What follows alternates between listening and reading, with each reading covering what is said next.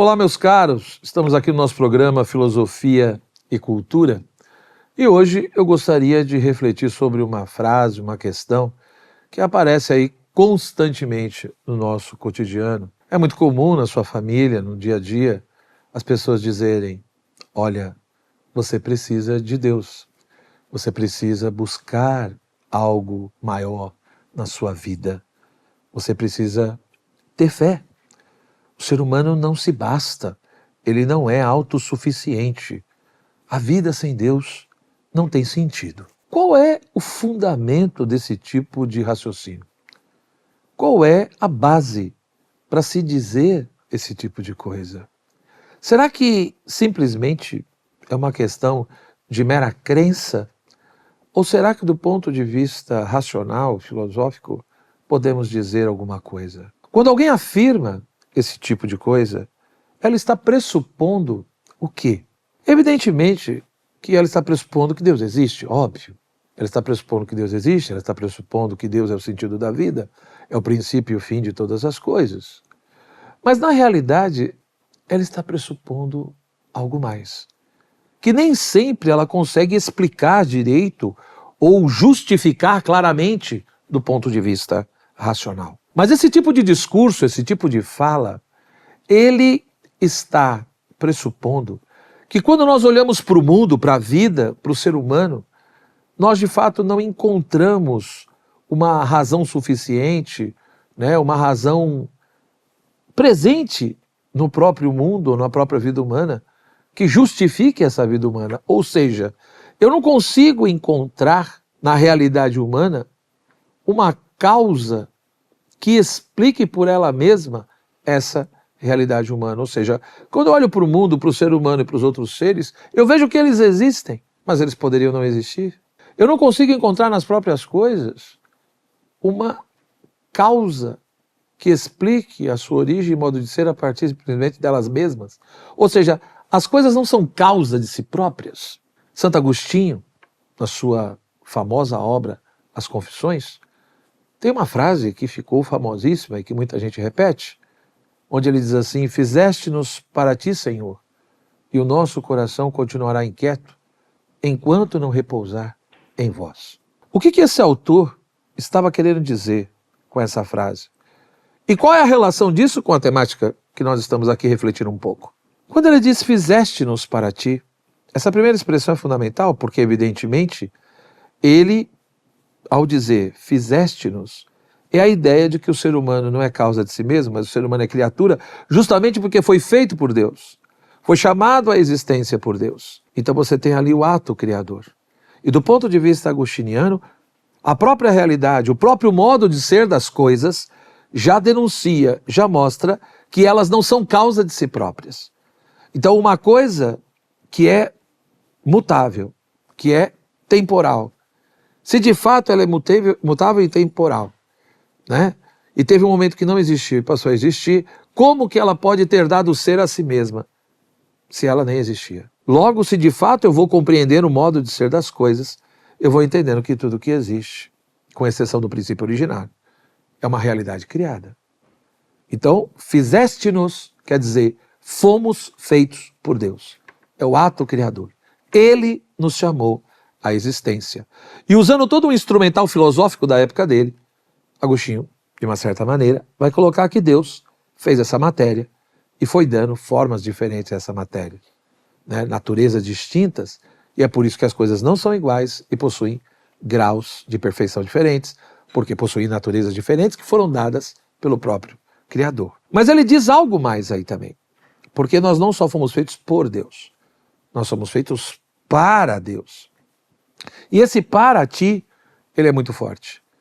Esse para quer dizer então que, se por um lado, Deus é o princípio criador, o princípio originário de todas as coisas, por outro lado também ele é o fim último que todos almejamos, que toda criatura almeja. E se o ser humano de fato foi criado para Deus, quer dizer que ele só encontra a plenitude da sua vida, da sua identidade, do seu ser, ou da felicidade, da verdade, do bem, em Deus. Então, no fundo, Agostinho está dizendo, olha, se você olhar para o mundo e para a realidade, para o modo de ser das criaturas, esse modo de ser já mostra que, por um lado, elas foram feitas, elas tiveram um início, princípio, elas não são eternas e nem são causa de si mesmas, mas foram chamadas à existência através de uma matéria que foi feita e formas que foram sendo dadas diferentes a essa matéria.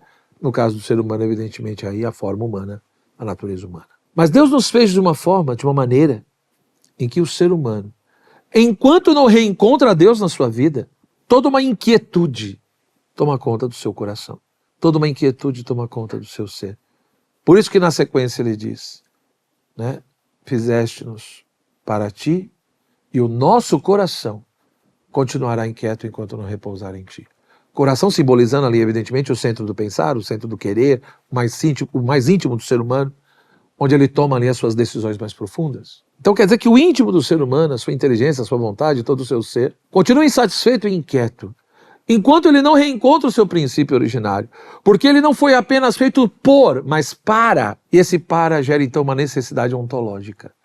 Eu só encontro a plenitude da minha identidade, da minha vida, do meu ser, ou seja, da minha forma, na medida em que livremente eu vou me reaproximando e reencontrando o meu Criador. E enquanto eu não reencontro, de fato, aquela paz, aquele repouso, aquela realização que eu tanto busco, eu não atinjo. Ou seja, se por um lado o ser humano pode se afastar de Deus e negar a existência de Deus, por outro lado, parece que não existe afastamento absoluto. Porque se o ser humano é criatura, a criatura não é causa de si mesma, ela não deu o ser, a existência a si própria. Então ela também não consegue se manter no ser a partir dela mesma. Logo o ser humano se afasta, sim, mas não tem como se afastar totalmente. Querendo ou não, ele depende do Criador. E há um vínculo entre o Criador e a criatura que nada pode romper, e se romper, o ser humano simplesmente volta para o nada e deixa de existir. Mas veja que além de tudo isso, através do ato criador de Deus, Deus nos fez de uma maneira onde a gente só encontra a plenitude do nosso ser na medida em que a gente o reencontra. Ou seja, o dia que de fato eu contemplar a Deus face a face, numa eterna comunhão de amor, é que eu vou encontrar a plenitude da minha forma e do meu ser. Né? Enquanto isso, o meu coração é inquieto. Então veja que a inquietude do coração, a inquietude da inteligência, da vontade, do meu íntimo, não é causada simplesmente pela questão do pecado, mas é devido ao modo, em primeiro lugar, como eu fui criado, segundo Agostinho, a maneira como Deus me criou. E veja que a partir desse olhar agostiniano, aí a gente consegue entender um pouco melhor o que algumas pessoas querem dizer quando elas falam, olha, você precisa ter alguma prática religiosa, você precisa buscar a Deus, você precisa se aproximar do divino, do sagrado. Por quê? Porque a própria existência humana, o próprio modo de ser do ser humano, não é autossuficiente. O ser humano, de fato, o tipo de existência que ele tem, mostra que, por um lado, sim, ele é uma realidade que tem um certo tipo de subsistência, né? Uma substância. Ele tem uma certa consistência própria, mas é uma substância não absoluta, é uma substância relativa.